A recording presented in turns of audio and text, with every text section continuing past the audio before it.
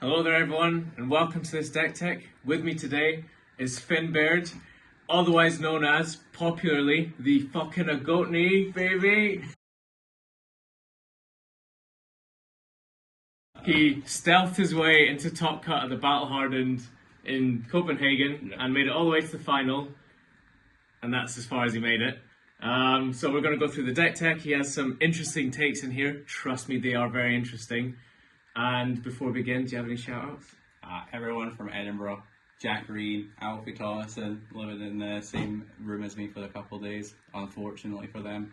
Dan winning the 11th place in the call, and Finlay as well, not me, another Finlay. We played each other in top 8, same locals as Jim, we played in top 8, like it just feels bad. Yeah, you look real sad about that game, yeah? Yeah, 150 richer after that. Yeah, that's what I thank everyone who plays me at lunch, because otherwise I wouldn't get the time to do it. You know, get the preps in, get the good techs in. Without further ado, I'll start with some equipment. 2 Hunter's Claves. Some people are going to play 3 Hunter's Claves because they're on concealed blades. I'm not on concealed blades, so it's 2. It's very standard. Nothing special there. Black Tech. It's our cold foil, you son of a bitch. The equipment is probably where we're going to have some spikes, some arguments. Mask of Perditions, not standardized across the board. Some people play it. Some people sideboard it for the Crown of Providence. I don't play Providence because I didn't have the sideboard slot for some other juicy cards. So I've left Crown of Providence at home. That finishes up the equipment, which means we can go into the blues. The blues are pretty standard. I play a wee bit more than most people. 3 Bonds. 3 Prognosis, Blue Double Trouble, which starts where it gets to Contentious, as well as Bonds of Attraction. People are kind of playing both of these. Some of these Art of Desire Body. I landed on these because these are nice into gravy. Didn't play them all weekend, thankfully, but these are nice into gravy. These are good into decks that you're trying to go longer into deck damage to run them out of threats. And 2 Blue Shreds. Not many people are on Blue Shreds. Most people are coming to the conclusion that yellow's better. I don't agree with that, just because if you have an Orb Weaver and Graphene and Hunter's Clave, the 3 resources to pay for both daggers is really good. And you want a higher uptick of shred effects for the larger amount of bonds, not bonds, snags people are playing. You know, Acilia's playing snags, Gravies are playing snags, the Mirrors are now playing snags. You need a response to snag, and having a couple extra copies is never hurtful. You say the word couple. Are there a lot of 2-offs in this list, Finn? Perhaps a couple of 2-offs. An interesting deck philosophy. Tech philosophies are weird. The non-stealth sort of stuff is 3 Orb Weaver Spin Rack, standard, 3 Codex. I'm shocked. Every assassin plays it. People play either pick up at the point or the blue Concealed Blades. I prefer pick up the point because you can guarantee get the dagger back. Concealed Blades is an attack that requires a hit effect to do, so I don't like it. CNC, Leave No Witnesses. Shocking, I know. They pair very well with Codex, the best chain diners in the deck. You go stealth into one of these and you're feeling like you are doing pretty well, because they usually have to give up their entire hand. Tat Reacts. I don't think, other than the shreds, I'm on anything unique. It's the 3 Tarantula, the 3 Razor's Edge, the 3 Mantle, and the 3 Justinek. I don't expect this to live long. They shouldn't. This card is the best card in the deck because it says, I'm playing 3 more Bonds of Agony, but you aren't knowing it's Bonds of Agony. I'm playing fucking Blue Double Trouble, and it's now Bonds for 7. Give me your hand. It's pretty fucking good. Yeah, and then the main deck stealth cards are 3 Kiss, probably the best red stealth card in the deck, followed by 3 Mark of Black Widow. Some people cut this, some people play this. I like it because it's good into aggressive matchups because it's more cards that demand cards. Some people run it 2. Just because once you are kind of hitting a max, I would call it like a crescendo of card effects that require the mark, and you only have so many marks because you're not really pitching to swing dagger, you're often flicking to get the mark. So if you're flicking to get this, you're flicking to maybe do Saber Bloodshed, as we'll see later in the list, or you're flicking to take out the mantle, eventually you don't have daggers for this. It just isn't enough retrieve in the deck to do that. But I like this card. 3 Infect, I love Infect, and our Desire Body is really good into any deck that plays a high volume of reds, especially with Mask of Perdition. It sometimes says draw 2, gain 2, and if it resolves, you are feeling amazing. Which leads me into the sideboard where I play some unique cards. I'll start off my favourite tech. It's Skullcat Fortress and AB1 Spell Void 1. Most Slippies, if they have the space, they will play AB3 Spell Void 3. I think that that's wrong into every matchup other than Kano. Kano is there. You have to play Kano sometimes, but this is good enough into Kano. You are playing AB1 Spell Void 3 into Kano, which is really still very good. They still need to have a good hand to kill you. And into everything else, say your Florians, say your Verdants, he's going to Acilio. This is 6 health, 7 health into those matchups. In especially Acilio, very big race. This is really good to have that life buffer into Verdants. You're playing the full suite, you're fatiguing them. There's only, unfortunately, 1 Verdants I played this weekend, which wasn't part of the Battle Hardened, but they played E-Pots in the main. If they don't play E-Pots in the main and you play this, you win the game. If they play E-Pots and you've done this, you fucked yourself. I squeezed a draw out of it somehow, but yeah, this is really good. If they're not prepared for these 2 cards, they are reading them, they're not playing around them properly, and it's won me every Acilio game. And I played 3 or 4 Acilio games this weekend, and they're always relatively close, but 3 of them, they still had their boots, they still had their chest. Tim, you play Acilio. If you still have your boots and chest at the end of the game, something's went wrong. Yes. Yeah. Or very right. But they weren't winning. We get to the 2 odds. 2 Saber, 2 Blanche, 2 Spike, 2 Erase Face, and 2 Snag.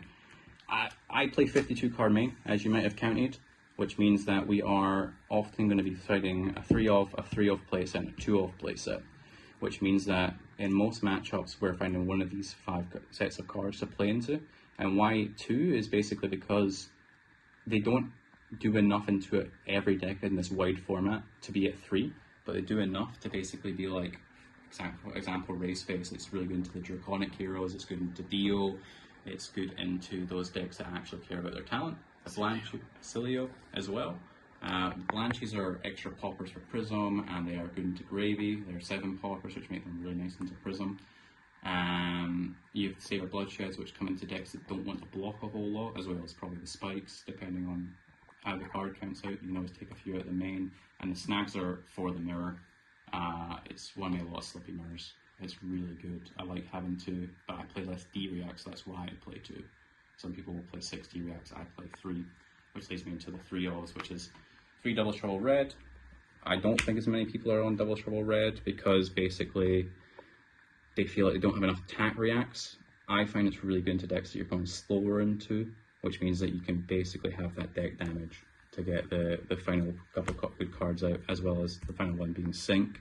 That's my D-React slot. Sync helps with consistency, that's why it's better than Shelter. If you're playing 6 D-Reacts, Shelter's really good. If you're only playing 3, I think Sync's the only option. And Red Infiltrate's probably the best card you don't play in the main, just because when you hit a good card off the top, it's fucking incredible. I've hit an ALS and won the game. I've played this man and I've hit multiple Tar Pits and Buzzsaws and won the game. Today it's hit things like Prism 7s and just swung for 7 off a 1 card extra. It literally is like you're playing a good card from your opponent's deck, and against decks that are playing very samey cards like your Syndras, it's guaranteed pretty much what you're going to get an extra 3 value, which is incredible value. Guess we'll run into the report. Yes, so that's the deck tech. Lots of 2-Ofs, lots to process, lots of interesting choices in there. Like, how much AB did you run into Vincent, Finn? I run AB 4, Spell Void 3, because that's a fatigue matchup, as I'll go over. Yeah, so do you want to just start from Swiss then, I guess? Sure. I always forget my first round, which is the problem. What did I played round 1. You won. You won I it. won it. That might help jog your memory. I won my first 5, and then I just completely forgot what I played round 1. It was We'll Ira. start at round 2. It was Ira. Okay. It was Kodachi Ira. I sideboarded for potentially a more Age of Autumn build because that's something that's gaining more popularity. They got me down to 1, which is fucking terrifying if you've ever been under Kodachi's lock. But I managed to weasel my way to multiple 2-card hands and have him make a couple plays that maybe isn't the right, but it's the Slippy guessing game. Oh, I have 2 cards. Is it a pump and a stealth, or is it 2 steps? And that's what makes the hero so strong, is you have to play the mind game when I have 2 cards. So it made really good plays, but 1 or 2 bad calls, and I got back in the game. I got a Codex, and it won me the game. Round 2 was my first Acilio opponent. Played Skullcat Fortress. Turn 2, he went for a Mind Warp for 2 extra damage because he pumped it. Didn't read the good old Fortress, so I popped the Fortress, kept a really nice Bonds hand because I had Bonds in Arsenal with Just a Nick in hand and some other pumps. Played a massive fucking Bonds hand, didn't have Snag, very good value. That's what got me that one. Round 3 was... I don't pull up. Oh, it's on my phone. Yeah, I'm so bad at remembering who I played. It's real bad. I know... It was Dio was my first Dio, and it was a really good player, and I sweeped that one out at 1 life, and I felt like an absolute, it's every Dio game. Like, you're just sitting there praying they don't get to the big hands, and he didn't get a max V, which is a big difference. If they're resolving multiple max Vs, he wins. I got 2 Mantle Bonds turns, which is such great tempo to basically fatigue them out. You're taking like 6 cards out their deck, and you're taking about a card from their hand to make their big turns lower. 4th round was against a Jarl. I beat him. It was a really close game. He made 1 really unfortunate misplay right at the end. He was at 6. I come in for Kiss of Death. He blocks for 3. I then come in for 4. He declares no blocks. I get him with the Flick Knives because he didn't realise the Kiss is going to give 2 damage rather than 1.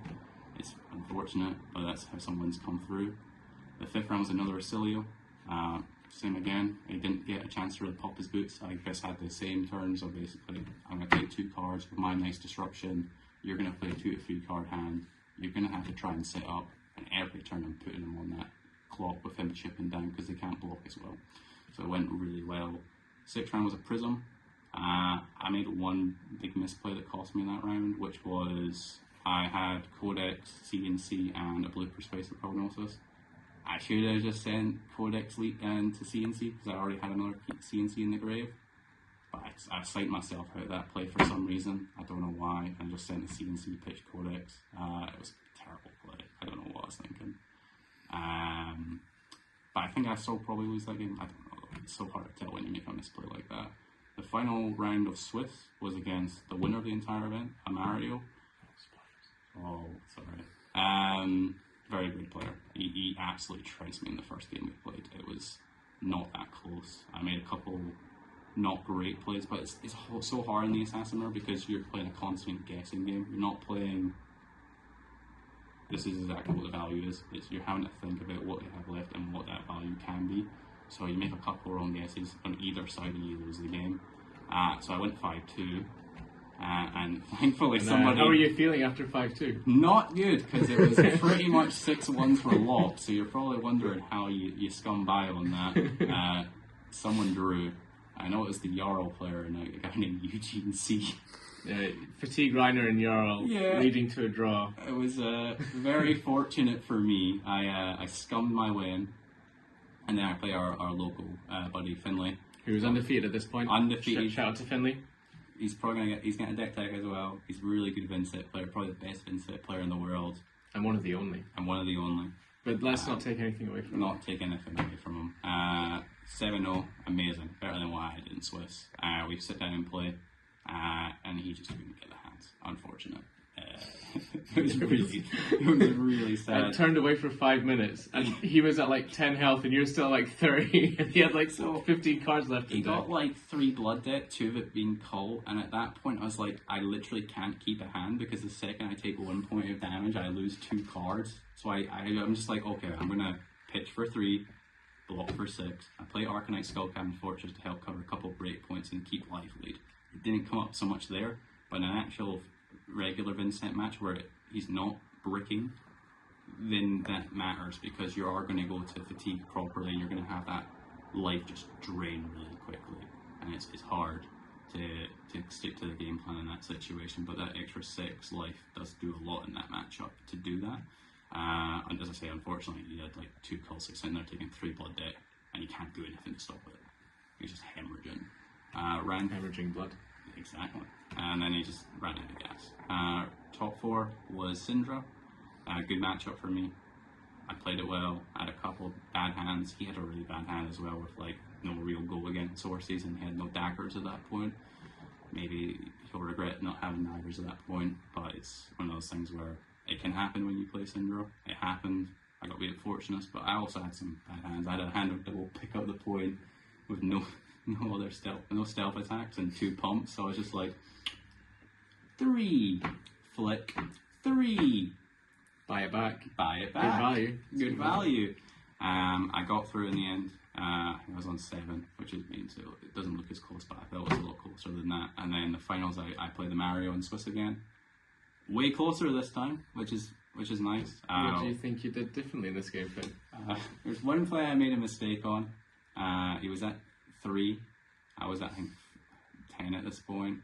He's at 3 because I go 3 on Kiss of Death, doesn't block, pump it by 3, he goes down at 3 from 10, and I then go another stealth attack. I should have held or given up a priority window basically because he was dead on damage, so he has to do something.